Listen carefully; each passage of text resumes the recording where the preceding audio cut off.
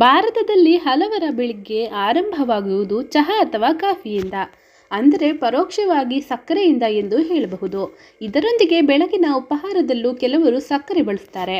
ಇನ್ನು ನಾವು ತಿನ್ನುವ ಅನ್ನ, ತರಕಾರಿ, ಹಣ್ಣುಗಳಲ್ಲೂ ನೈಸರ್ಗಿಕ ಸಕ್ಕರೆಯ ಅಂಶವಿರುತ್ತೆ. ಇವೆಲ್ಲದರ ಜೊತೆಗೆ ಹೆಚ್ಚುವರಿಯಾದ ಸಂಸ್ಕರಿಸಿದ ಸಕ್ಕರೆಯ ಬಳಕೆಯು ಹಲವು ರೀತಿಯ ಆರೋಗ್ಯ ಸಮಸ್ಯೆಗಳು ಉಂಟಾಗಲು ಕಾರಣವಾಗಬಹುದು.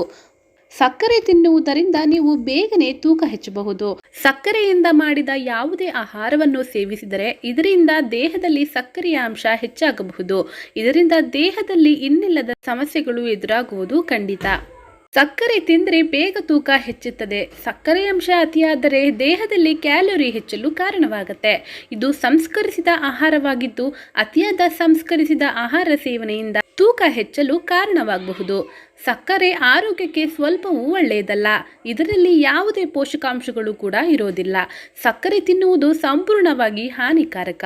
ಸಕ್ಕರೆಯ ಬದಲು ಬೆಲ್ಲ ಮತ್ತು ಜೇನುತುಪ್ಪವನ್ನು ಬಳಸುವುದು ಉತ್ತಮ. ದಿನಕ್ಕೆ 30 ಗ್ರಾಂಗಿಂತ ಹೆಚ್ಚು ಸಕ್ಕರೆ ತಿನ್ನಬಾರದು ಎಂದು ತಜ್ಞರು ಸಲಹೆ ನೀಡ್ತಾರೆ. ಇತರ ಆಹಾರ ಪದಾರ್ಥಗಳಲ್ಲಿಯೂ ನೈಸರ್ಗಿಕವಾದ ಸಕ್ಕರೆ ಅಂಶ ಇರುತ್ತೆ. ಸಕ್ಕರೆ ಅಂಶವಿರುವ ಆಹಾರವನ್ನು ಸೇವಿಸುವುದರಿಂದ ಬಾಯಿಯ ಆರೋಗ್ಯ ಕೆಡುತ್ತದೆ, ಹಲ್ಲುಗಳಿಗೆ ಹುಳುಕು ಬರುತ್ತದೆ.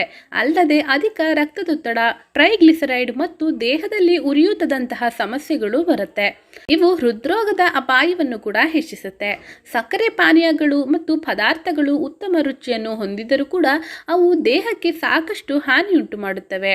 ಇವುಗಳಲ್ಲಿ ಯಾವುದೇ ಪೋಷಕಾಂಶಗಳು ಕೂಡ ಇರೋದಿಲ್ಲ. ಸಕ್ಕರೆಯ ಬದಲಿಗೆ ಹಣ್ಣುಗಳು, ತರಕಾರಿಗಳು ಮತ್ತು ಧಾನ್ಯಗಳನ್ನು ತಿನ್ನೋದು ಉತ್ತಮ. ಸಕ್ಕರೆಯನ್ನು ಕಡಿತಗೊಳಿಸುವುದರಿಂದ ಆರೋಗ್ಯವನ್ನು ಎಲ್ಲ ರೀತಿಯಲ್ಲಿ ಕೂಡ ಸುಧಾರಿಸ್ಕೋಬಹುದು. ಸಕ್ಕರೆಯನ್ನು ತಿನ್ನುವುದು ಟೈಪ್ 2 ಮಧುಮೇಹದ ಅಪಾಯವನ್ನು ಹೆಚ್ಚಿಸುತ್ತೆ. ವಿಶೇಷವಾಗಿ 35 ವರ್ಷಕ್ಕಿಂತ ಮೇಲ್ಪಟ್ಟವರು ಸಕ್ಕರೆ ಸೇವನೆಗೆ ಕಡಿವಾಣ ಹಾಕುವುದು ಉತ್ತಮ. ಅಲ್ಲದೆ ಸಿಹಿ ತಿಂಡಿಗಳನ್ನು ಹೆಚ್ಚು ತಿನ್ನುವವರಲ್ಲಿ ಕೋಪ ಹಾಗೂ ಕಿರಿಕಿರಿಯ ಮನೋಭಾವವಿರುತ್ತೆ ಎಂದು ಹೇಳಲಾಗುತ್ತೆ. ಮೂಡ್ ಸ್ವಿಂಗ್ ಸಾಧ್ಯತೆಯೂ ಕೂಡ ಹೆಚ್ಚಾಗಿರುತ್ತೆ. ಯಾವುದರ ಮೇಲೂ ಏಕಾಗ್ರತೆ ಇರಲಾರದು. ತ್ವಚೆ ಕೂಡ ಮಂದ ಮತ್ತು ಶುಷ್ಕವಾಗಿರುತ್ತದೆ. ವಯಸ್ಸಾದ ಲಕ್ಷಣಗಳು ಬೇಗ ಬರುತ್ತವೆ. ಚರ್ಮದ ಮೇಲೆ ಸುಕ್ಕುಗಳು ಮತ್ತು ನೆರಿಗೆಗಳು ಕಾಣಿಸಿಕೊಳ್ಳಬಹುದು. ದಿನನಿತ್ಯ ಹೆಚ್ಚು ಸಿಹಿ ಮತ್ತು ಸಕ್ಕರೆ ತಿನ್ನುವವರಿಗೂ ಗ್ಯಾಸ್ಟ್ರಿಕ್ ಸಮಸ್ಯೆ ಇರಬಹುದು. ಜೀರ್ಣಕ್ರಿಯೆ ಸಮಸ್ಯೆಗಳು ಕೂಡ ಎದುರಾಗಬಹುದು. ಮಲಬದ್ಧತೆಯಂತಹ ಸಮಸ್ಯೆ ಕೂಡ ಉಂಟಾಗಬಹುದು.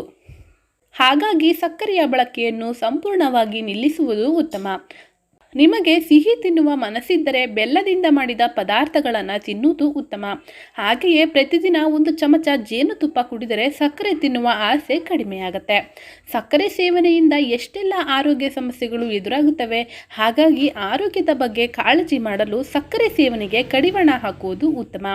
ಈ ವಿಡಿಯೋ ಏನಾದರೂ ನಿಮಗೆ ಇಷ್ಟ ಆಗಿದ್ರೆ ದಯವಿಟ್ಟು ಲೈಕ್ ಮಾಡಿ, ಶೇರ್ ಮಾಡಿ, ಕಮೆಂಟ್ ಮಾಡಿ, ಹಾಗೆ ಪಕ್ಕದಲ್ಲೇ ಇರುವ ಬೆಲ್ ಬಟನನ್ನು ಪ್ರೆಸ್ ಮಾಡಿ. ಧನ್ಯವಾದಗಳು.